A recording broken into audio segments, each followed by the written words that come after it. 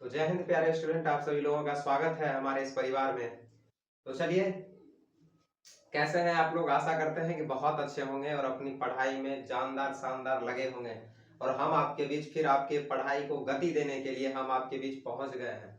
तो जैसा कि आप लोग को हम बता दिए थे कि हम कुछ दिनों से लाइव में नहीं आ रहे थे, बाकी आपके सर जो भी हैं वो लाइव करवा रहे हैं, तो वो सब्जेक्ट आप वहाँ लाइव से कर लेंगे। लेकिन हम आपके लिए ये बोले हुए थे कि हम अपलोडेड क्लास में आपके बीच आ जाएंगे कुछ तकनीकी दिक्कतों के वजह से। और तकनीकी दिक्कत ये था कि हम आपके बीच पहले ही वीडियो अपलोड कर देते हैं, लेकिन आपका जो लाइव का वॉइस रहता है वो माइक आपका लाइव में ही काम करता है। अपलोडेड वीडियो के लिए वो माइक काम नहीं करता है। तो उसी के लिए आप देख रहे होंगे कि मेरे गले में भी एक इंस्ट्रूमेंट लगा हुआ है, ईयरफोन या ईयरबड्स करके जो भी हो। तो वो इंस्ट्रूमेंट इसीलिए लगाया गया है कि आपके नजदीक या आप तक जो वॉइस जा रही है वो वॉइस क्लियर जाए, वॉइस में किसी तरह का कोई दिक्कत ना हो, तकनीकी दिक्कत उपलब्ध ना हो। तो चलिए ये सब बात थोड़ी साइड करते हैं और अपने विषय वस्तु पे आते हैं। तो हमारा जो विषय वस्तु है वो आपके बीच जो हम क्लास लेके आए हैं वो हमारा बायोलॉजी का क्लास होगा। और बायोलॉजी कहें तो क्लास 9th का क्लास होगा। और बायोलॉजी में भी हमारा अध्याय कौन सा? तो अध्याय दूसरा होगा। कौन सा अध्याय? तो अध्याय दूसरा।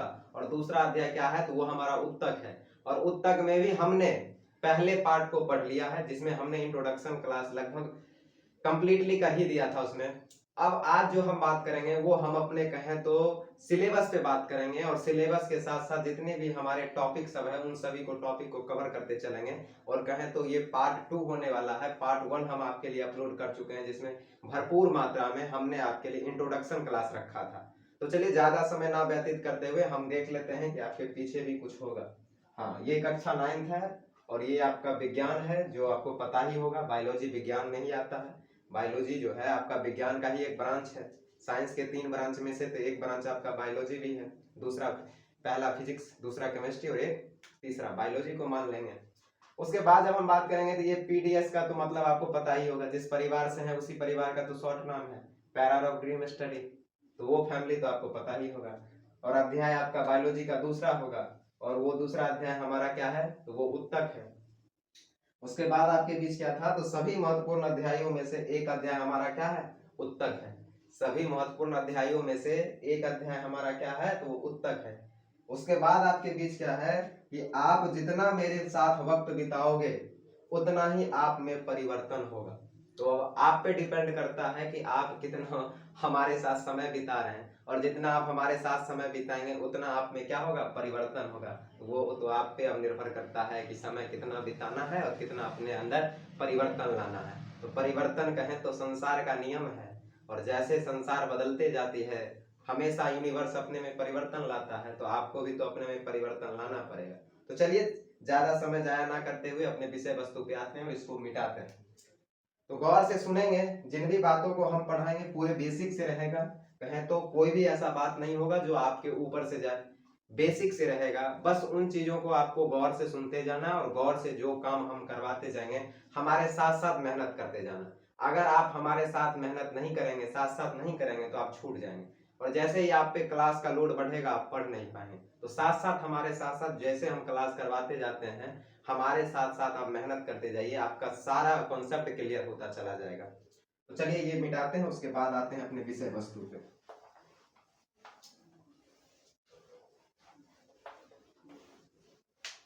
विषय वस्तु पे आने से पहले हमने बताया था पिछले क्लास में, जो लोग देख के आए हैं उनको कहें तो अच्छे से समझ में ये क्लास आ जाएगा। हम बात कर रहे थे पेड़ पौधा के उत्तक पे। हमने बोला था कि हमारा जितना भी अर्थ सरफेस पे सजीव है वो सजीव को मुख्यतः हमने 2 भागों में बांटा था। एक पेड़ पौधा के यानी कहें तो पादप के आधार पर, एक जंतु के आधार पर। तो हमने बोला था कि पेड़ पौधा में या पादप में पाए जाने वाले उत्तक कौन से होते हैं? पादप उत्तक होते हैं। और जंतु में पाए जाने वाले उत्तक जंतु उत्तक होते हैं। तो उसके बाद हमने ये भी पिछले क्लास में बताया था कि पादप उत्तक और जंतु उत्तक के बारे में पता चल गया कि जंतु वाला उत्तक जंतु उत्तक, और पादप में जो पाया जाएगा उत्तक वो पादप उत्तक, यानी पेड़ पौधा में पाया जाने वाला उत्तक पादप उत्तक। उसके बाद हमने ये भी चर्चा कर लिया था कि हम पादप उत्तक से पहले ही पढ़ाई क्यों स्टार्ट करेंगे और जंतु उत्तक को बाद में काहे पढ़ेंगे। तो आपको पता होगा कि बिना पेड़ पौधा का जंतु का जीवन संभव नहीं है। जंतु का जीवन किस पर निर्भर करता है? तो पेड़ पौधा के जीवन पर नहीं निर्भर करता। पेड़ पौधा का अस्तित्व बना हुआ है, इसका मतलब है कि जीव जंतु का भी अस्तित्व बना रहेगा। अगर पेड़ पौधा का अस्तित्व समाप्त हो जाए तो जंतु का अस्तित्व स्वतः ही समाप्त हो जाएगा।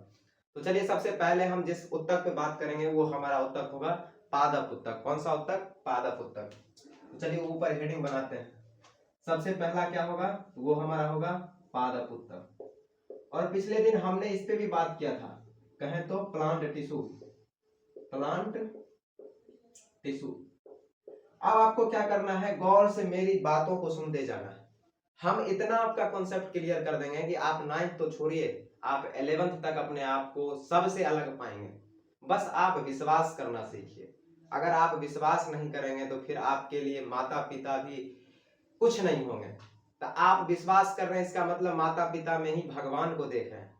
तो पहले आप विश्वास करिए, उसके बाद आप बेहतरीन तैयारी कर पाएंगे। तो जिन भी लोगों से आप जुड़े हैं, जिन भी गुरु के साथ आप जुड़े हुए हैं, उन पे अटूट विश्वास करके रखिए। जैसे लोग अभी के समय में अंधभक्त हो जाते हैं, वैसे आपको गुरु के प्रति अंधभक्त हो जाना है। जब आप गुरु के प्रति अंधभक्त हो जाते हैं तो गुरु आपसे कभी छल नहीं करेंगे। तो चलिए सबसे पहले क्या था, तो पादप उत्तक। और हमने पिछले दिन आपको बताया था कि ये पादप उत्तक 2 प्रकार का होता है और किस आधार पे इसको 2 वर्गों में बांटे थे, 2 भागों में बांटे थे। तो वो हम बांटे थे किस आधार पर? विभाजन के आधार पर या विभाजन क्षमता के आधार पर। विभाजन क्षमता के आधार पर, विभाजन क्षमता के आधार पर हमने इस पादप उत्तक को कितने भागों में बांटा था? तो हमने इस पादप उत्तक को 2 भागों में बांटा था। कितने भागों में? तो 2 भागों में बांटा था। और पहला क्या था? पहला क्या था? तो वो आपका था विभाज्योतिकी उत्तक। पहला आपका क्या था? विभाज्योतिकी उत्तक। और दूसरा क्या था? तो वो आपका क्या था? तो वो आपका था अस्थाई उत्तक। दूसरा क्या है? तो वो है अस्थाई उत्तक। अस्थाई उत्तक। अगर हम इसका नाम इंग्लिश में बात करें तो इसको बोलते हैं मेरी एस्टेमेटिक टिश्यू और इसको बोलते हैं परमानेंट टिश्यू। इसको बोलते हैं परमानेंट टिश्यू। अब ये तो बात हुई कि छोटी सी कि हाँ भाई हमने पादप उत्तक को पढ़ना स्टार्ट कर लिया। 2 उत्तक है, एक पादप उत्तक और जंतु उत्तक। उत्तक में इन्हीं 2 उत्तक के बारे में डिटेल में चर्चा करनी है। तो भाई हमने पादप उत्तक से स्टार्ट किया, तो चलिए गुरुजी हमने पादप उत्तक से स्टार्ट किया। हमने ये भी देख लिया कि विभाजन क्षमता के आधार पे ही हमने पादप उत्तक को कितने वर्गों में बांटा है? तो 2 वर्गों में, 2 भागों में बांटा है। वो आपका पहला क्या था? तो विभाज्योतिकी उत्तक है और दूसरा आपका है अस्थाई उत्तक है। थोड़ा इंग्लिश नाम पे ज्यादा जोड़ देंगे, काहे कि साइंस जो है वो बाइलिंगुअल जितना आप पढ़ेंगे उतना मजा आएगा। तो बाइलिंगुअल में ज्यादा मजा आता है। तो इसका विभाज्योतिकी उत्तक को इंग्लिश में क्या कहते हैं? तो मेरी एस्टेमेटिक कहते हैं। और अस्थाई उत्तक को क्या कहते हैं? तो परमानेंट टिश्यू कहते हैं। तो चलिए ये बात तो हो गई। हम अब चाहते हैं कि इन दोनों बातों को ऊपर रखें और इस पे डिटेल बात करें, डिटेल चर्चा इस पे करें। नीचे तो जगह होगा नहीं, तो इस दोनों उत्तक को ऊपर रख के इस दोनों उत्तक के बारे में क्या करना है? तो डिटेल से चर्चा करना है। आपको पता है ये दोनों उत्तक किसका प्रकार है? तो पादप उत्तक का प्रकार है। तो दोनों उत्तक को पहले ऊपर रखिए। सबसे पहले क्या था? तो विभाज्योतिकी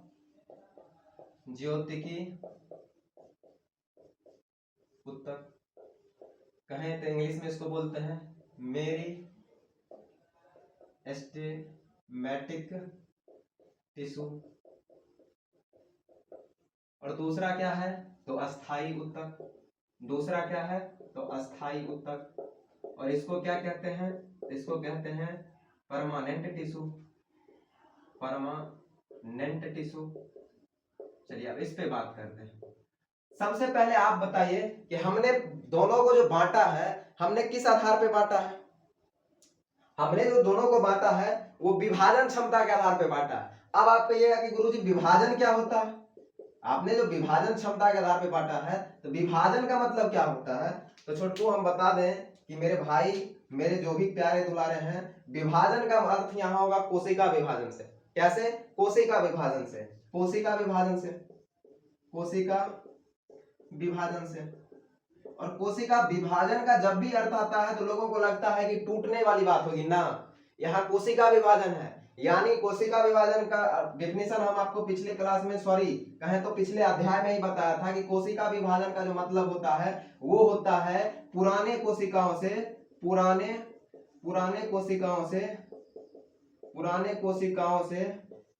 कोशिकाओं से नए नए कोशिकाओं का निर्माण होना, यही कोशिका विभाजन है। कोशिकाओं से नए नए कोशिकाओं का निर्माण होना, इसे ही क्या कहते हैं? तो कोशिका विभाजन कहते हैं। यानी पुरनका कोशिका से नया कोशिका का निर्माण होना ही क्या कहलाएगा? तो आपका कोशिका विभाजन कहलाएगा। तो ये बात याद रखेंगे। अब आपको पता है कि हम ऊतक के बारे में पढ़ रहे हैं और पिछले दिन हम आपको बताए थे कि बहुत सारे कोशिका मिलके ही कोशिका का समूह ही क्या बनाता है? तो कोशिकाओं का समूह मिलके ही ऊतक का निर्माण करता है और बहुत सारे ऊतक मिलके क्या निर्माण करता है? तो अंग का निर्माण करता है और बहुत सारे अंग मिलके ही क्या करता है? तो अंग मिलके ही अंग तंत्र का निर्माण करता है। ये बात हम पिछले दिन बताए। और बहुत सारे अंग तंत्र मिलके क्या करता है? तो सजीव शरीर का निर्माण करता है। सजीव शरीर का, चाहे वो शरीर किसी का भी हो, मानव का हो, जंतु का हो, किसी का भी हो। तो बहुत सारी कोशिका मिलके ऊतक का निर्माण करता है। इसका मतलब है कि ऊतक जो है बहुत सारी कोशिकाओं का समूह है। ऊतक जो हमारा है वो बहुत सारी कोशिकाओं का समूह है। तो इसका तो ये मतलब है कि जो ऊतक के अंदर जितनी भी कोशिकाएं होती है, ऊतक के अंदर जितनी भी कोशिकाएं होती है, चाहे गोलाकार हो, चाहे आयताकार हो, चाहे जैसा भी वर्गाकार हो या अनियमित आकार का जितना भी, तो ये बहुत सारे कोशिका मिलके ऊतक का निर्माण करता है। बहुत सारे कोशिका आपस में मिलके जब एक साथ होता है तब किसका निर्माण करता है? ऊतक का निर्माण करता है। ऐसा ही होता है ना, जब बहुत सारे कोशिका एक साथ मिलेगा तब जाके ऊतक का निर्माण होगा। क्या ऊतक का डिफिनीशन ही क्या कहता है? तो कोशिकाओं का समूह ही क्या कहलाता है? ऊतक कहलाता है। तो अब हम जो ऊतक पढ़ रहे हैं वो दो तरह का ऊतक है। एक आपका है विभाज्योतकी ऊतक और दूसरा है अस्थायी ऊतक। एक आपका है विभाज्योतकी ऊतक और दूसरा है आपका अस्थायी ऊतक। तो अब भाई कब हम विभाज्योतकी बोलेंगे और कब अस्थायी बोलेंगे? यानी कैसे ऊतक को, किस प्रकार के ऊतक को हम विभाज्योतकी बोलेंगे और किस प्रकार के ऊतक को हम अस्थायी बोलेंगे, ये तो गुरुजी आप बताइए। तो थोड़ा धैर्य बानी, हम जस्ट अब बोल ही रहे हैं। अब आपको हम बताए थे कि ये दोनों जो बटा है ये दोनों पादप ऊतक का भाग है। और किस आधार पे बटा था? तो विभाजन क्षमता के आधार पे, विभाजन क्षमता के आधार पे बटा था। तो विभाजन का मतलब कोशिका विभाजन। कोशिका विभाजन, आप कोशिका विभाजन भी किस में करेंगे? तो ऊतक में करवाएंगे। आप बताइए कि ये भी ऊतक और ये भी ऊतक, ये भी ऊतक और वो भी ऊतक। तो अब इसमें ये देखेंगे कि ऊतक है तो इसमें बहुत सारे कोशिकाओं का क्या होगा? समूह होगा। और ये भी ऊतक है तो इसमें भी बहुत सारे कोशिकाओं का समूह होगा। तो कोशिकाओं के समूह में, यानी ऐसे ऊतक जिनके कोशिकाओं में विभाजन करने की क्षमता होती है, पौधे में पाए जाने वाले ऐसे ऊतक जिनके कोशिकाओं में, जैसे ये ऊतक है, ये पूरा ऊतक मान लीजिए, पूरा कोशिका तो हम भरे भी नहीं, आप भर लीजिएगा। ये ऊतक मान लीजिए, इसके अंदर बहुत सारी कोशिका है। जब यही कोशिका विभाजन करेगा, यही कोशिका पुरान होकर नया नया कोशिका का निर्माण करेगा, तब इस ऊतक में क्या होगा? परिवर्तन होगा। ऊतक में क्या होगा? परिवर्तन होगा कि नहीं होगा? तो कहने का ये मतलब है कि ऊतक बहुत सारे कोशिकाओं का समूह है। चलिए हम भी मान लिए और आपको भी मानना पड़ेगा गुरुजी, कहेंगे यही बात है। तो अब हम बात करते हैं विभाज्योतकी ऊतक का। तो विभाज्योतकी ऐसे ऊतक हैं, ऊतक है तो कोशिका का समूह होगा। विभाज्योतकी ऊतक पेड़ पौधा में पाए जाने वाले ऐसे ऊतक हैं जिनके कोशिकाओं में विभाजन करने की क्षमता होती है, जिसके कोशिकाओं में विभाजन करने की क्षमता होती है। लेकिन यहां जब बात करेंगे अस्थायी ऊतक में, तो अस्थायी ऊतक के कोशिकाओं में विभाजन करने की क्षमता नहीं होती है, विभाजन करने की क्षमता नहीं होती। तो सबसे पहले छोटा सा डिफिनीशन लिखिए, साथ साथ जैसे जैसे हम कॉपी करते चलेंगे आपको भी कॉपी करते जाना। बाद में आप पाइएगा कि आपका एक बेहतरीन नोट्स तैयार हो गया। हम खाली समझा के नहीं जाएंगे, बहुत बातों को लिखाना भी है। काहे कि बच्चा क्या क्या रहता है कि सर सब बात बोल दिए, सब बात समझा दिए, लेकिन नोट कौन सी बातों को करना है ये तो आप बोले ही नहीं। तो हम जिन बातों को नोट करेंगे उन बातों को तो नोट करना ही है। अगर कुछ बात अगर नया लगे कि सर यहाँ से हमको कुछ बात नोट कर लेनी है तो आप नोट कर लेंगे। तो चलिए हम पहले लिख देते हैं। तो हम बोले विभाज्योतकी ऊतक में क्या होगा? तो विभाज्योतकी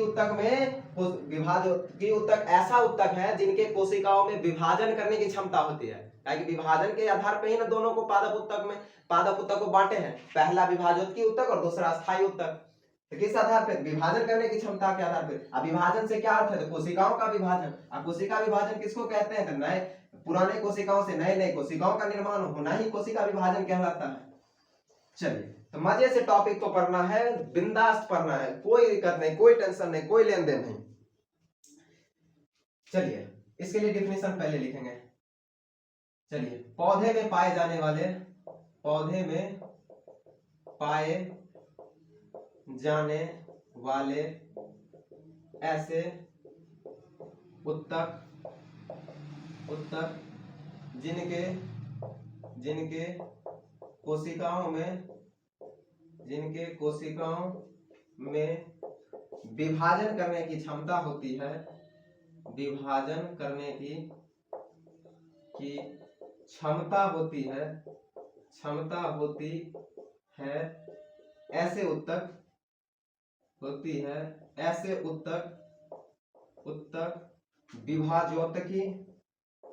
विभाज्योतिकी की उत्तक, इंग्लिश में कहें तो मेरिस्टेमेटिक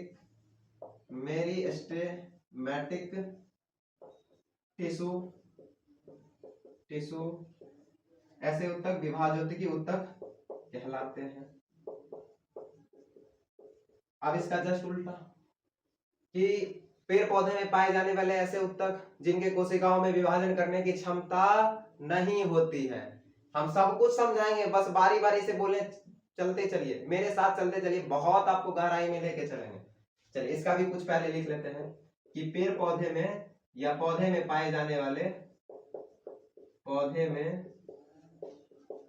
का भी पादप उत्तक का ही हमने प्रकार पढ़ रहा है, तो पादप उत्तक में तो केवल पेड़ पौधा ही आता है ना। चलिए, पौधे में पाए जाने वाले ऐसे उत्तक जिनके कोशिकाओं में विभाजन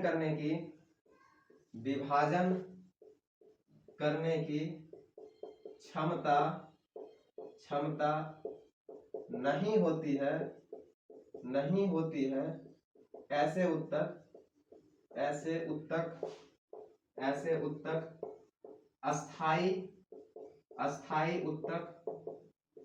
अस्थाई उत्तक कहें तो परमानेंट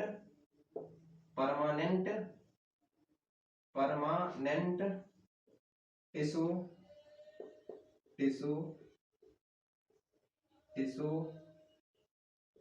कहलाते हैं, परमानेंट टिश्यू कहलाते हैं। क्या ये छोटी सी बात आप लोगों को क्लियर हुई? क्या ये छोटी सी बात आप लोगों को क्लियर हो गई होगी? चलिए, इसके बाद हम बात करते हैं। अब बात करिए कि जब कोशिका का विभाजन होगा, जिस उत्तक में कोशिका का विभाजन होगा, इसका मतलब उसमें नया नया कोशिका बनेगा, और नया नया कोशिका बनेगा इसका मतलब है कि उसमें वृद्धि ज्यादा होगा।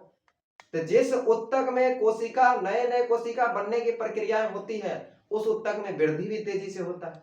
वो उत्तक पेड़ पौधा में वृद्धि भी क्या करता है? तेजी से करता है। और जिस उत्तक में कहें तो नए नए कोशिका बनने की प्रक्रिया नहीं होती है या धीमा होती है, वो उत्तक पेड़ पौधा में वृद्धि कम कर पाता। तो बताइए, ये उत्तक पेड़ पौधा में वृद्धि ज्यादा तेजी से करवाएगा कि ये उत्तक कहें तो विभाज्योतिकी उत्तक पेड़ पौधा में ज्यादा तेजी से वृद्धि करवाएगा कि अस्थायी उत्तक? तो आप कहेगा गुरुजी विभाज्योतिकी उत्तक। काहे कि इसी उत्तक के कोशिकाओं में क्या होता है? विभाजन तेजी से होता है, यानी यही इसी उत्तक के कोशिका में विभाजन करने की क्षमता होती है, एबिलिटी होती है। और जब इसी उत्तक में है तो यही उत्तक पेड़ पौधा के वृद्धि में क्या होगा? सहायक होगा। जिस वजह से इस उत्तक को हम क्या बोलते हैं? तो वृद्धि कराने वाला उत्तक। इस उत्तक को हम क्या बोलते हैं? तो वृद्धि कराने वाला उत्तक, वृद्धि कराने वाला उत्तक। चलिए, उसके बाद हम बात करते हैं वृद्धि कराने वाला उत्तक। क्या इस बात में कोई दिक्कत है? अब बात आया कि कब हमारा उत्तक अस्थायी होगा, यानी कैसे कैसे उत्तक, यानी ये तो मान लिया कि विभाजन नहीं हुआ, विभाजन की क्षमता अगर उत्तक के कोशिकाओं में जिस उत्तक के कोशिकाओं में, क्या उत्तक तो कोशिकाओं का समूह है, उत्तक में अगर उत्तक के कोशिकाओं के समूह में, जिस उत्तक के कोशिकाओं के समूह में विभाजन करने की क्षमता है, इसका मतलब वो विभाज्योतिकी उत्तक। जिस उत्तक के कोशिकाओं में विभाजन करने की क्षमता नहीं है, उसको अस्थायी उत्तक बोले। लेकिन गुरुजी पता कैसे चलेगा? अब आप बताइए कि कौन सी प्रावस्था दोनों की होगी। तो अब बताइए, कोई पौधा जन्म लिया, कोई पौधा बीज में है, अंकुरित हुआ, जन्म लिया, बड़ा हुआ, कोई दिक्कत? तो अब बताइए उसमें वृद्धि हो रहा है, वृद्धि रुका है? पेड़ पौधा जन्म लिया, वृद्धि रुक जाए तो काहे? तब वो बढ़ेगा? वृद्धि तो रुका नहीं है, ओकर वृद्धि चल रहा है। यानी कहें तो पेड़ पौधा अंकुरित से लेके से लेके जब तक उसमें वृद्धि होता जाता है, जब तक वृद्धि होता जाता है, तब तक कौन सा उत्तक उसमें सहायक होता है? विभाजोत्की उत्तक।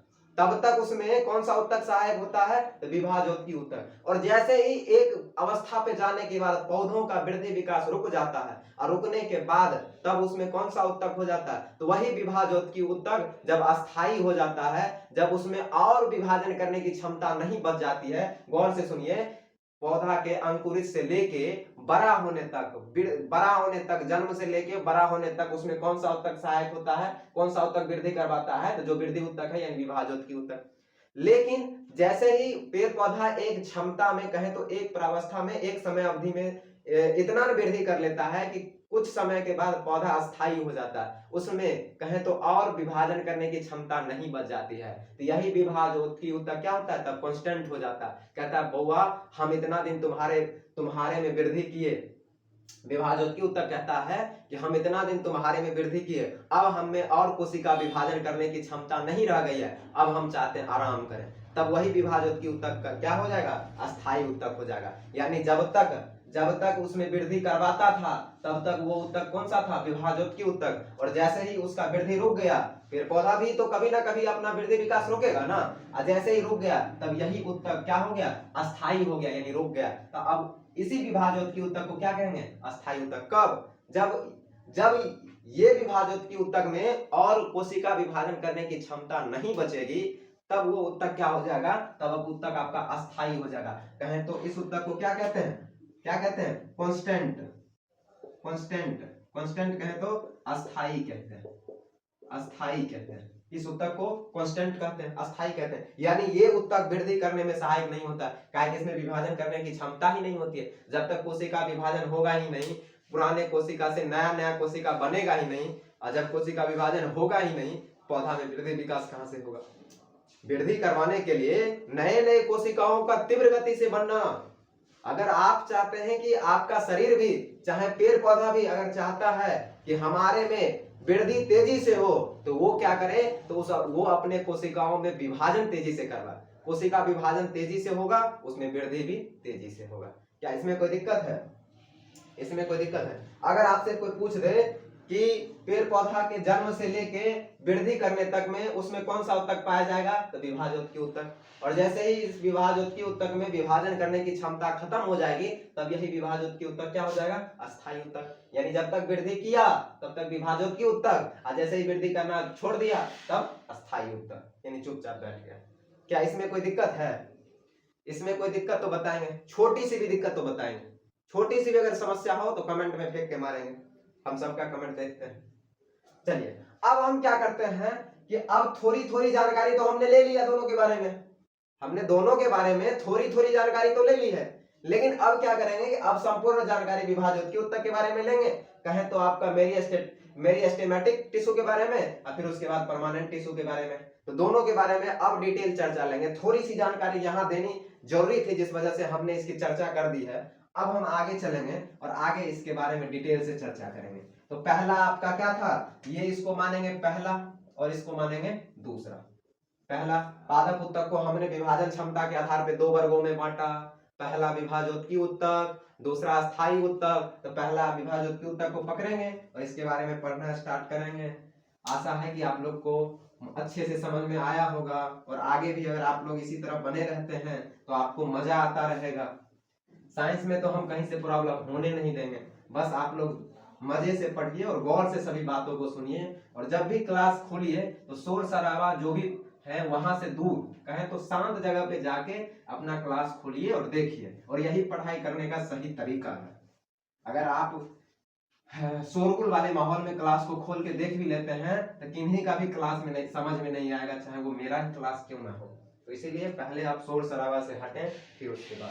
तो सबसे पहले हमारा क्या था? तो सबसे पहले हमारा था वो था विभाज्योतिकी उत्तक।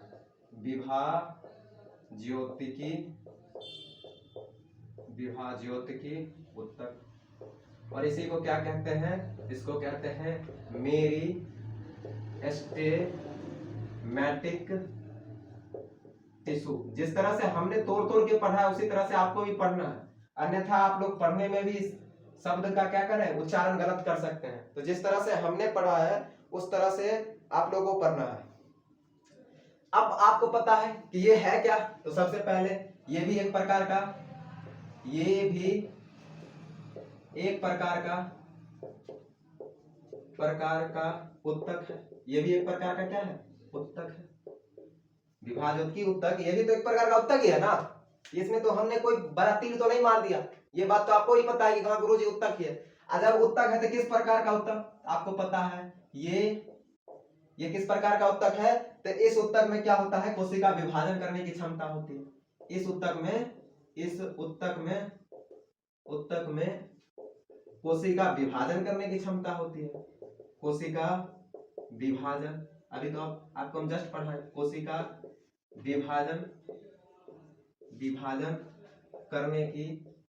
करने की क्षमता होती है। इस प्रकार के उत्तक में क्या होता है, तो कोशिका विभाजन करने की क्षमता होती है। ये बात तो हमने आपको अभी जस्ट बताया है। तो बताइए हमने इसमें कौन ऐसा बात बता दिया जो आपको नहीं आता। अब आपको पता है, तो जो कोशिका विभाजन करवा रहा है, तो कहीं ना कहीं उसका कोशिका, जो उत्तक के कोशिका में विभाजन करने की क्षमता है, इसका मतलब है उस उत्तक का जो कोशिका है वो जीवित कोशिका है। जिंदे आदमी विभाजन करेगा, जिंदे आदमी नया से पुरान से नया बनाएगा, और जो कोशिका मर गया उसमें कोशिका विभाजन होगा। तो अगर मान के चलिए विभाजोत्की उत्तक में कोशिका विभाजन करने की क्षमता है, इसका मतलब है विभाजोत्की उत्तक के अंदर जो भी कोशिका है, विभाजोत्की उत्तक में जो भी कोशिकाओं का समूह पाया जाता है, वो सारा का सारा कोशिका कैसा है, जीवित है। क्योंकि मृत कोशिकाओं में कोशिका विभाजन करने की क्षमता नहीं होती है, हमेशा जीवित कोशिकाओं में ही क्या होती है, कोशिका विभाजन करने की क्षमता होती है। तो अगर ये उत्तक हमारा कोशिका विभाजन में, ये उत्तक का जो भी कोशिका है, उत्तक है तो कोशिकाओं का समूह है, तो उत्तक है इसके अंदर जो भी कोशिकाओं का समूह है, इसका मतलब अगर कोशिका, उसमें कोशिका विभाजन हो रहा है, उत्तक है तो कोशिकाओं का समूह है। अब कोशिकाओं का है तो अगर उस कोशिकाओं में कोशिका विभाजन करने की क्षमता है, इसका मतलब है वो सारा का सारा कोशिका क्या है, जीवित है। इसका मतलब है कि विभाजोत्की उत्तक का जो कोशिका होता है वो कैसा होता है, जीवित कोशिका होता है। ये कहें तो विभाजोत्की उत्तक में जीवित कोशिकाएं मौजूद रहते हैं। क्या, कौन सा कोशिका, जीवित कोशिका। तो चलिए आते हैं इस उत्तक में या इस उत्तक के सारे के सारे कोशिका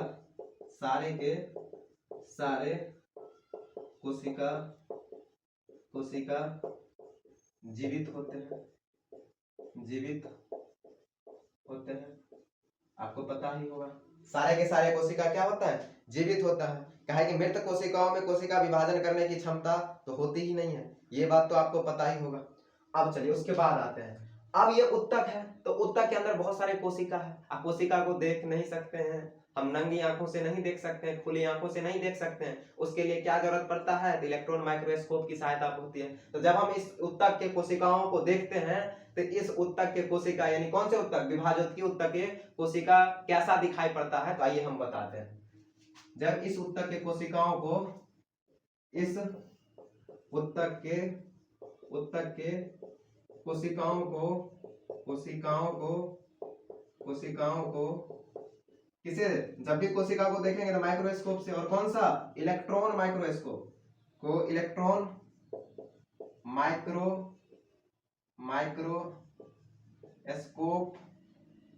माइक्रोस्कोप से देखने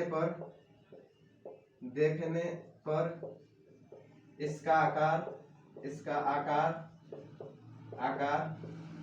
गोलाकार, अंडाकार,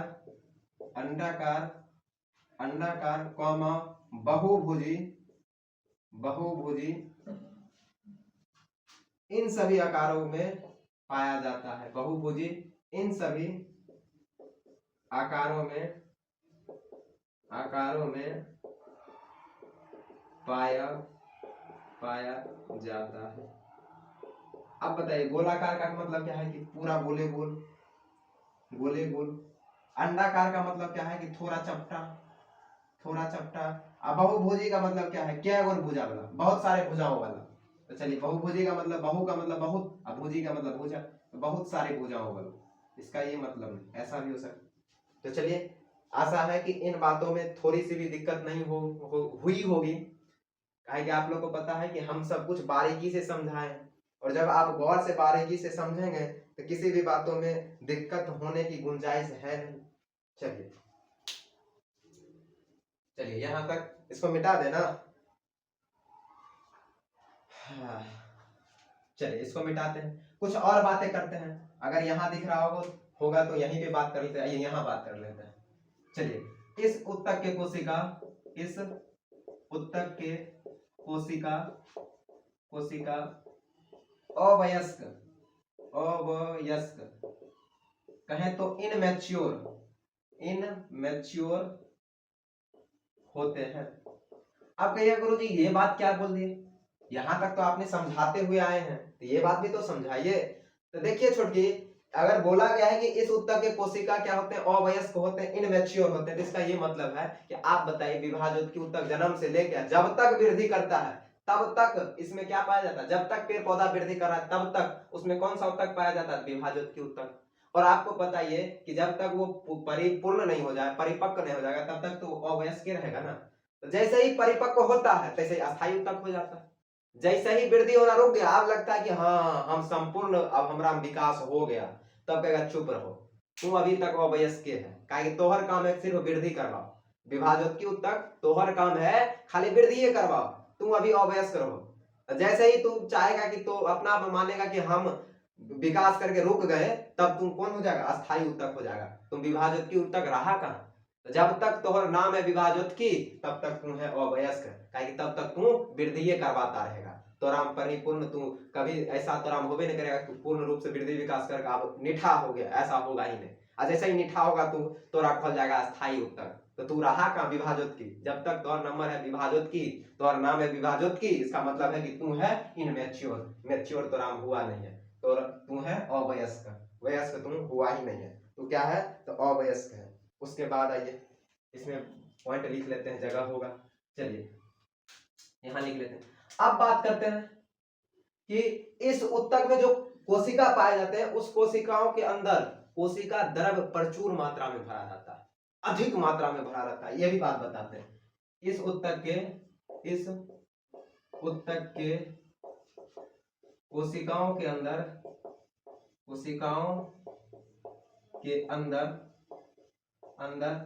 प्रचुर मात्रा में कोशिका द्रव, प्रचुर मात्रा में कोशिका द्रव भरा होता है। अब गुरुजी ये क्या लिखे, ये भी छोटी समझाते हैं, हम तो हर एक बात को समझाएं। अब बताइए कि इस उत्तक के कोशिका क्या करते हैं, कोशिका विभाजन, और कोशिका विभाजन में बउआ नया कोशिका बनाने के लिए अधिक मात्रा में क्या होता है, तो कोशिका द्रव की आवश्यकता होती है। किसकी, कोशिका द्रव की। बिना कोशिका द्रव का कोशिका का तो अस्तित्व ही संभव नहीं है, तो नया कोशिका बनाने के लिए अधिक मात्रा में कोशिका की द्रव की क्या होगी, कोशिका द्रव की आवश्यकता पड़ेगी। अच्छा, कोशिका द्रव की आवश्यकता पड़ेगी तो इस उत्तक में कोशिका द्रव है, तब तो ये अधिक मात्रा में कोशिका विभाजन भी करता है और अधिक मात्रा में अपने आप में वृद्धि भी करता है। इसका मतलब इसमें क्या है, कोशिका द्रव भी प्रचुर मात्रा में इसमें पाया जाता है। क्या यहाँ तक किसी तरह का दिक्कत तो बताएंगे, अगर छोटी सी भी समस्या हो तो हम बोले हैं कि हमें कमेंट में जरूर बताएं, हम सबका कमेंट पढ़ते हैं और उसके बाद हम आपके बीच सॉल्यूशन भी उसका देते हैं। तो चलिए इसको मिटा दें, और कहीं जगह है क्या छोटकी, देखिए यहाँ जगह है, एक बात और लिख लेते हैं, एक आध बात लिखिए। इस उत्तक के कोशिकाओं में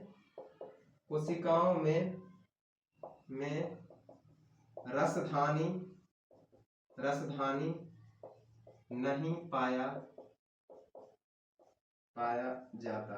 आप कहिएगा गुरुजी ये क्या लिख दिए, तो छोटकी हम रसधानी आपको सेल में ही पढ़ाए थे और अच्छे से पढ़ाए थे, वैक्यूल्स के बारे में हमने अच्छे से आपको पढ़ाया। आप कहिएगा गुरुजी तो मान के चलो रसधानी नहीं है तो क्या हो गया, रसधानी नहीं है तो क्या हो गया, इस प्रकार के उत्तक में कहे तो विभाजोत्की उत्तक में रसधानी नहीं भी है तो क्या हो गया, क्या प्रलय आ गया, रसधानी का काम क्या है, तो राजधानी का काम है कि समय पे कोशिका में अगर अधिक मात्रा में जल आ गया तो जल को अपने अंदर अपनी थैली में भर लेना। समय पर अगर कोशिका के अंदर जल की आपूर्ति हो गया, जल की कमी हो गया, तो अपने थैली में से निकाल के कोशिका को बाहर दे देना। तो एक और काम है जल को सोख के रखना, जल को बाहर निकाल के कोशिका की मदद करना। तो आप बताइए कि 80% कोशिका के भीतर जल की मात्रा होती है, कितनी परसेंट? 80%। 80% कोशिका के अंदर जल की मात्रा होती है। तो जब लगेगा कोशिका को, जैसे कि जब कोशिका के अंदर जल की कमी होगी तो ये अपनी थैली में से बाहर निकाल के उसको जल की पूर्ति करेगा। और जब लगेगा कि कोशिका में भरपूर मात्रा में जल आ गया तो वो जल को अपने में सोख लेगा। तो ये इसका काम तो होता था राजधानी का जल संतुलन बनाए रखना। तो ये नहीं भी है तो क्या पर ले आ गया? तो ये इस ऊतक में नहीं पाया जाता। क्या? तो राजधानी विभाजोत्की ऊतक में नहीं पाया जाता। चलिए उसके बाद आते हैं। चलिए आप छोटी मिटाना पड़ेगा, आप मिटाना। आप लोग जब नोट करेंगे तो आप लोग क्या करेंगे पता है? आप लोग को पॉइंट बाय पॉइंट नोट करना है। जैसे ये पॉइंट बाय पॉइंट नोट करना है, पॉइंट बाय पॉइंट ऐसे नोट करना है। हम तो ऐसे समझाते हैं तो हम सब बातों को रखते हैं। एक बार चलिए रिवीजन कर लेते हैं, रिवीजन भी बहुत जरूरी है। अच्छे से पढ़िए, मन लगा के पढ़िए। विभाजोत्की ऊतक ये भी एक प्रकार का ऊतक ही है, ये तो नया बात हम बोले ही नहीं। इस ऊतक में कोशिकाओं का विभाजन इस ऊतक में उस तक के कोशिकाओं में विभाजन करने की क्षमता होती है, ये भी बात सही है। विभाजन करने के वजह से तो इसको विभाजोत्की बोलते हैं, नाम से ही स्पष्ट है विभाजोत्की, यानी विभाजन तू करेगा। चलिए उसके बाद अगर बात करें तो इस ऊतक के सारे कोशिका जीवित है। जब विभाजन कर रहा है यानी विभाजन करने की क्षमता है तो कहीं ना कहीं कोशिका क्या है? जीवित है। मृत कोशिका तो विभाजन करेगा नहीं, यानी मृत कोशिका में विभाजन करने की क्षमता होगी नहीं। उसके बाद अगर आए तो इस ऊतक के कोशिकाओं को इलेक्ट्रॉन माइक्रोस्कोप के सहारे देखने पर कभी गोलाकार, कभी अंडाकार, कभी बहुभुजी आकार का दिखाई देता। ये बात तो आपको स्पष्ट हो गया। चलिए उसके बाद हमने बताया कि इनके कोशिका यानी इस ऊतक के कोशिका क्या होते हैं? अवयस्क होते हैं। कहा कि ये ऊतक जब तक अपना इस योगदान देता है तब तक वृद्धि करवाने में ही देता है। जब रुकेगा, जब कहीं अपना आप का स्थायी मानेगा तब न सोचेंगे हाँ तू मैच्योर हो गया। और जैसे ही अस्थाई रुकता है जैसे ही कहता है जा अब तू तो अस्थाई हो गया, यानी अस्थाई से तनिए पहले तक तू विभाजोत्की था, तब तक तुम्हारा नाम था अवयस्क, तब तक तो तू अपन कामे में लगल था। तू जो जवान हुआ तो नाम बदल गया, जैसे ही तुम आराम में आया तो नाम बदल दिया गया। चलिए ये सब बात था, ये सब बात तो करंट में बताएं तो ये रिवीजन में होगा ही। तो अब क्या करते हैं तो इन सभी बातों को मिटाते हैं और कुछ और बातें हैं जिनको अब लिख लेते हैं। चलिए इन सभी को मिटाते हैं, फिर आगे की कार्रवाई को देखते हैं। थोड़ा सा वेट करेंगे। आप लोगों को पता है कि ये इलेक्ट्रिक बोर्ड है नहीं जो एक बार क्लिक किए और सब हट गया, तो इसलिए मेहनत कर रहे हैं। कुछ भी चीज आसान तो है नहीं, जो जहां है वो परेशान ही है, तो ये मान के मत चलिए। चलिए कोई बात नहीं, चलिए इसको मिटाया जाए। तो हमने इसको मिटा भी दिया। अब बात करते हैं, यहां तक कोई दिक्कत? चलिए अब इसके बाद आता है कि जैसे उत्तक है, कोई उत्तक मान लेते, जैसे ये उत्तक छोटा सा सिंपल के तौर पर ये उत्तक है। तो उत्तक है तो उत्तक क्यों है? तो उत्तक तभी होगा जब इसमें कोशिकाओं का समूह होगा, बहुत सारे कोशिका आपस में जुड़ेगा तब जाके उत्तक का निर्माण होगा। तो कोशिका इसमें दीजिए। और सामान्यतः हम बोले थे कोशिका गोलाकार भी होता है, आयताकार भी होता है और नियमित आकार का भी होता है। और कुछ ऐसा कोशिका होते हैं जो पल पल अपनी आकृति बदलते रहते हैं, तो गोलाकार ही बनाते हैं क्योंकि आसानी होती है तो गोलाकार बना देते हैं। ऐसा बात नहीं है कि कोशिका हमेशा गोलाकार ही होगा। चलिए तो बना देते हैं, कोशिकाओं का समूह क्या होगा? उत्तक होगा। आप लोग अच्छे से बनाएंगे। चलिए थोड़ा हम भी अच्छे से बना देते हैं। चलिए बहुत बढ़िया, गोला बनाने में तो मजा आ रहा है, मन तो करता है कि भर क्लास गोले बनाते रहे। चलिए बहुत बढ़िया, बहुत बढ़िया। कोशिका के बारे में हमने आपको पढ़ा ही दिया है, कोशिका के बारे में अब क्लियर ही होगा। तो जो थोड़ी सी जानकारी होगी यहाँ पे हम दे देंगे, विशेष जानकारी हमारा ऊपर। अब बताइए कि ये कोशिका है और ये जब सारी कोशिका एक जगह एक समूह में आ गया, किसका निर्माण किया? उत्तक का निर्माण किया। तो अब एक पॉइंट अगला जो लिखेंगे वो आपको समझाते हैं, पहले लिखने दीजिए। और वो पॉइंट क्या है? तो वो है inter cellular space, space space, इसको क्या कहते हैं? अंतः कोशिकीय, कोशिकीय स्थान। अब ये अंतः कोशिकीय स्थान क्या होता है ये बताइए गुरुजी। तो ये होता है क्या, यहां लिख लीजिए, दो कोशिकाओं के बीच जो खाली स्थान होता है, दो कोशिका के बीच, जैसे हम और बोर्ड है तो ये खाली स्थान है, इसी को क्या कहेंगे? तो हमारे और बोर्ड के बीच का खाली स्थान। लेकिन अभी हम बात कर रहे हैं इंटरसेलुलर ना, स्थान तो खाली स्थान, इंटरसेलुलर यानी अंतः कोशिका। तो अब बात करेंगे दो कोशिकाओं के बीच जो खाली स्थान होता है, उसी खाली स्थान को क्या कहते हैं? तो इंटरसेलुलर स्पेस कहते हैं। तो चलिए, एक उत्तक में दो कोशिकाओं के बीच, दो कोशिकाओं के बीच के खाली स्थान को इंटरसेलुलर या अंतः कोशिकीय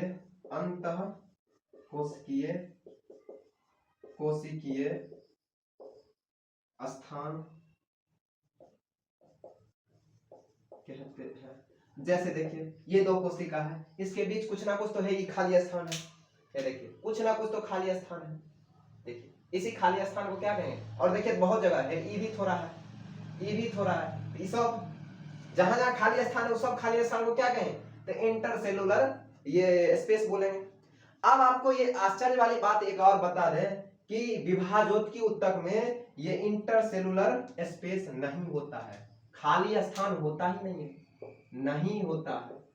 यानी विभाजोत्की उत्तक में, यानी कहें तो विभाजोत्की उत्तक के कोशिकाओं के बीच खाली स्थान नहीं होता है, विभाजोत्की उत्तक के कोशिकाओं के बीच खाली स्थान नहीं होता है। ये बात आप क्या करेंगे? याद करके रखेंगे, कोई दिक्कत? अब ये सब सामान्य जानकारी क्या थी? विभाजोत्की उत्तक के बारे में थी। अब चलिए इसके बाद कोई दिक्कत है? चलिए अब हम बात करते हैं कि विभाजोत्की उत्तक भी 3 प्रकार के होते हैं। विभाजोत्की उत्तक भी 3 प्रकार के होते हैं। कितने प्रकार के? 3 प्रकार के। तो अब हम बारी बारी से क्या करेंगे? तो विभाजोत्की उत्तक के प्रकार को पढ़ेंगे। सबसे पहले विभाजोत्की उत्तक को पकड़े हैं और उसके प्रकार को अब हम पढ़ना स्टार्ट करते हैं। तो सबसे पहले कंफ्यूज नहीं होना है, जैसे जैसे हम पॉइंट बनाते जाते हैं बनाइए। आखिरी क्लास हम आपका रिवीजन का रख देंगे और फिर देखिएगा एक साथ जब रिवीजन करेंगे ना, तुरंत कितना मजा आएगा कि कनेक्टेड होगा। अभी आपको लगेगा कितना प्रकार उकार, अभी आप बस मेरे साथ मेहनत करते चलिए। चलिए अब आते हैं, इसको मिटाते हैं। चलिए यहां तक किसी तरह का दिक्कत होना नहीं चाहिए।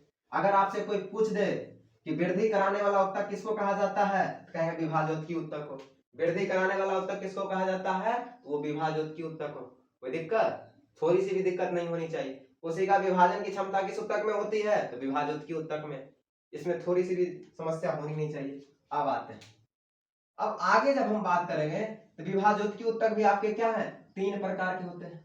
ये उत्तक भी आप लोग पॉइंट बना के लिखेंगे, हम तो ऐसे लिख रहे हैं, आप लोग पॉइंट बना के लिखेंगे, हम बोल रहे बार बार। ये उत्तक भी 3 प्रकार के होते हैं। चलिए ये उत्तक कितने प्रकार के? 3 प्रकार के। चलिए लिखेंगे, मेरिस्टेमेटिक टिश्यू, मेरिस्टेमेटिक टिश्यू, इसको क्या कहते हैं? तो विभाजोत्की उत्तक कहते हैं। और ये भी उत्तक कितने प्रकार के? 3 प्रकार के। तीनों के बारे में आइए हम चर्चा करते हैं। 3 प्रकार के। कितने प्रकार के? 3 प्रकार के। सबसे पहला जो है उसको बोलते हैं एपिकल। क्या बोलते हैं? एपिकल। दूसरा जो बोलते हैं उसको बोलते हैं लेटरल। दूसरा को क्या बोलते हैं? तो पहला एपिकल है, दूसरा लेटरल है, और तीसरा को बोलते हैं इंटरसेलुलर। क्या बोलते हैं? इंटरसेलरी भी बोलते हैं उसको। क्या बोलते हैं? इंटरसेलरी या इंटर कैलरी भी बोलते हैं। कैलरी ज्यादा रहता है तो चलिए जो ज्यादा यूज आता है इंटर कैलरी। अब गुरु जी इंग्लिश तो हमें समझ में आता नहीं है, हमने छुटकी बोला है कि हम इंग्लिश ही नहीं पढ़ाएंगे, हम आपका बाइलिंगुअल कर देंगे। चलिए, एपिकल को बोलते हैं, इसमें सब में क्या करेंगे, तो मेरिस्टेमेटिक डाल लेंगे, क्या कि मेरिस्टेमेटिक का ही तो प्रकार पर है, मेरिस्टेमेटिक। टिश्यू भी होगा तो टिश्यू भी कर लेंगे, लेटरल मेरिस्टेमेटिक, स्टेमेटिक, इंटरकैलरी मेरिस्टेमेटिक, मेरिस्टेमेटिक। चलिए, अब इसको क्या कहते हैं, तो पहला को कहते हैं शीर्षस्थ, शीर्षस्थ। देखिए 3 गो सौ है, तालव्य सौ, मूर्धन्य सौ और दंत सौ। तालव्य सौ, मूर्धन्य सौ और दंत सौ, तीनों सौ का लाइन से प्रयोग किया गया है। शीर्षस्थ विभाज्योतिकी, उत्तर विभाज्योतिकी। दूसरा का अगर बात करें तो दूसरा को कहते हैं पार्श्व, लेटरल का क्या होता है, पार्श्व, और मेरिस्टेमेटिक का विभाज्योतिकी, पार्श्व विभाज्योतिकी, उत्तर विभाज्योतिकी, उत्तर। अगला का हम बात करें तो इसको क्या कहते हैं, तो इंटरकैलरी है ना, तो इसको बोलते हैं अंतर्वेशी, इसको बोलते हैं अंतर्वेशी विभाज्योतिकी, उत्तर विभाज्योतिकी, उत्तर। क्या इन बातों में छोटी सी भी समस्या हो तो हमें बताएंगे, क्या इन बातों में छोटी सी भी समस्या हो तो हमें बताएंगे। चलिए, समस्या होनी नहीं चाहिए, जब तक हम हैं तो समस्या वाली क्या बात। अब क्या करेंगे तो आपको हम बताते हैं बारी बारी से, बारी बारी से क्या करेंगे, तो एपिकल के बारे में सबसे पहले पढ़ेंगे, उसके बाद लेटरल के बारे में पढ़ेंगे और उसके बाद इंटरकैलरी के बारे में पढ़ेंगे। कोई दिक्कत है, यानी एपिकल शीर्षस्थ, लेटरल पार्श्व और इंटरकैलरी अंतर्वेशी। देख रहे हैं ना, गौर से देख रहे हैं ना, गौर से, नाम से ही सारा कुछ स्पष्ट करेंगे। बस आइए, तो कहा गया है आइए तो हमारे बिहार में यहाँ पे कुछ भी किया जा सकता है, यहाँ पे कुछ भी बनाया जा सकता है, कोई भी पद दिया जा सकता है, बस आपके पास पैसा होना चाहिए। आप लोग न्यूज में देखे हैं ना, और एक और चलता था, हम सब का मकसद एक है, चीन टपाक डमडम। ये सब सोशल मीडिया पे आए दिन कुछ ना कुछ पॉपुलर होते रहता है। तो सबसे पहले आप किसके बारे में पढ़ेंगे, तो सबसे पहले हमारा होगा एपिकल मेरिस्टेमेटिक, उसके बाद हम लेटरल मेरिस्टेमेटिक के बारे में पढ़ेंगे, उसके बाद इंटरकैलरी मेरिस्टेमेटिक के बारे में पढ़ेंगे। यानी सबसे पहले शीर्षस्थ विभाज्योतिकी, उसके बाद पार्श्व विभाज्योतिकी, उसके बाद अंतर्वेशी विभाज्योतिकी के बारे में पढ़ेंगे। तो सबसे पहले एपिकल मेरिस्टेमेटिक यानी शीर्षस्थ विभाज्योतिकी। आप लोग को मजा आ रहा होगा पढ़ने में, हमें जो आशा है, उम्मीद है, आप उस उम्मीद पे खरे उतरे होंगे, मन लगा के पढ़ाई कर रहे होंगे। चलिए, अब बात करते हैं कौन सा, तो सबसे पहला क्या था, इसका पहला हमने पहला दूसरा नंबर जो किया था वो पादप के बंटवारे में ही कर दिया था, ये काउंटिंग वाला 1 2, अब रोमन वाला 1 2 करेंगे। थोड़ा नंबरिंग पे भी ध्यान दें, हम बोले हैं जिस तरह से हम लिख रहे हैं बस आपको कॉपी करते जाना और सभी बातों को गौर से सुनते जाना है। उम्मीद है और आशा है कि आपको हर वो बात समझ में आएगा जो बात हम बोले हैं। कोई भी बात ऐसा नहीं होगा जिन बातों में समझने में आपको छोटी सी भी समस्या हो, छोटी सी भी समस्या हो। चलिए, क्या इसको खत्म कर लें, क्या इसको खत्म कर लें, तो हम सोच रहे हैं कि इसको अगले दिन से स्टार्ट करें। अगले दिन से स्टार्ट करेंगे तो मजा ज्यादा आएगा, मजा ज्यादा आएगा। इसका ये मतलब है कि आपको वहां से तीनों प्रकार से पकड़ेंगे और उसके बाद पढ़ाई में और जानदार शानदार करेंगे तो ज्यादा मजा आएगा। ये थोड़ा कहें तो आप लोग पढ़ते जाइए, ज्यादा आप लोग पे लोड देंगे नहीं पढ़ाई का, छोटा छोटा यानी कहें तो छोटा छोटा एपिसोड बना के आप लोग को देंगे जिससे कि मजा आए पढ़ने में, और थोड़े थोड़े कॉन्सेप्ट को आप लोग के सामने रखेंगे। हम बोल दिए हैं कि आपका साइंस का क्लास, खास करके मेरा क्लास, हम अपने पे ज्यादा उम्मीद करते हैं और भरोसा रखते हैं, काहे कि हम खुद जानते हैं कि हम कैसा बच्चों के सामने हर वो बात को डिलीवर कर सकते हैं, बस बच्चा हमारे लिए वो मेहनत करने में सक्षम हो जाए। तो छोटी छोटी एपिसोड बना के आपके सामने प्रस्तुत करेंगे। बस अब ये डिपेंड करता है कि आप उन चीजों को कितना अच्छे से समझते हैं, कितना अच्छे से लेना चाहते हैं। और हम बोल रहे हैं कि आपको बेसिक से पढ़ाएंगे और इतने बेसिक से पढ़ाएंगे कि आप लोग बस हमारे साथ मेहनत करते चलिए, हर वो बात बायोलॉजी में सिखा देंगे, हर वो बात सिखा देंगे। बच्चों को बायोलॉजी में ये डर लगता है कि इंग्लिश नाम से हम छुटकी और छुटकू जो भी हमारे भैया हैं, हम तो छोटों को भी भैया बोलते हैं, तो ये मत सोचिएगा कि गुरुजी भैया का है। तो जो भी लोग हैं उनको हम इंग्लिश भी अच्छे से बता देंगे, नाम पे चढ़ा चढ़ा के बताएंगे कि देखो छुटकी इंग्लिश नाम ही हिंदी है। तो इस तरह से आप लोग बस हमारे साथ मेहनत करते चलिए और मजा आएगा। बाकी ये बैच आपके लिए बोला गया है कि 2026 तक के लिए लॉन्च है और उसके बाद आगे देखा जाएगा। तब तक के लिए हम विद्यार्थियों के लिए काम कर रहे हैं और काम करते रहेंगे और हमारे टीम मेंबर अभी भी जितने हैं उनमें बढ़ोतरी होगी। तो आप लोग बस उम्मीद और आशा के साथ बने रहेंगे। चलिए यहीं तक रखते हैं। बहुत बहुत धन्यवाद आप लोग प्यार बरसाने के लिए। अगले दिन फिर हम यहीं से मिलेंगे, अगले दिन हम फिर आपसे यहीं मिलेंगे, अगले दिन फिर हम आपसे यहीं मिलेंगे और इस पहले पॉइंट से बताना स्टार्ट करेंगे और मजे से बताएंगे। तो चलिए आज के लिए यहीं तक, बहुत बहुत धन्यवाद।